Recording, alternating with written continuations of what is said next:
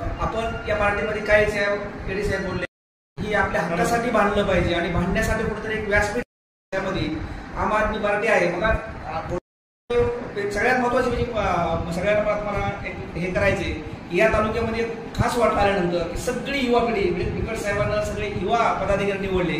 या सगळ्यांना आपले हक्क आहेत किंवा आपल्या काय समस्या आहेत त्याची जाण असते प्रत्येकानं. आताच मला नासिरभाई बोलताही बोलत होते की आम्हाला पुन्हा मोर्चाला का बोलून नाही भेटणार.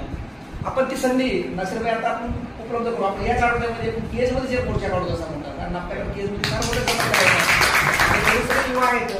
एवढेच आपण एवढे वेळ आलो तरी भरपूर झाला. आपण मोर्चा चांगला काढूया, रुंड घेऊ. परत काय त्याला एका सरकारला रंग दाखवू आपल्या केजमधून.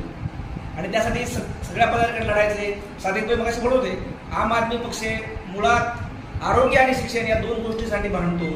आणि खरी समस्या आहे तुम्हाला चांगलं शिक्षण भेटलं, दर्जेदार शिक्षण आणि आरोग्य जर शासनानं मला दिलं तर बाकी काही लागत नाही. बाकी आपण सगळं शिक्षण त्या करतो. आज जर पाहिलं शिक्षणाची दारणं सरकारनं बंद करत चालवले ते सगळ्या सरकारी शाळा बंद होत चालल्या. त्याला कारण आपणही आहोत.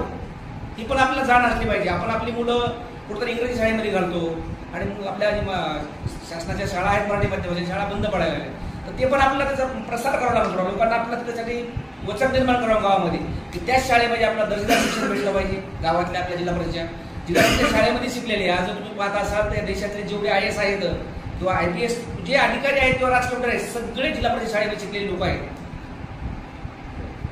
सगळे शिकलेले आहेत. आपण तोच दर्जा आपला तो कायम टिकवायचा आहे आणि त्यासाठी आपण सगळेजण एकत्र येऊया आणि सगळे आलोय तर धडा हा कायम ठेवूया एवढं बोलतो. आणि ढाकणे सरांनी सविस्तर असं मार्गदर्शन केलं त्याबद्दल त्यांचे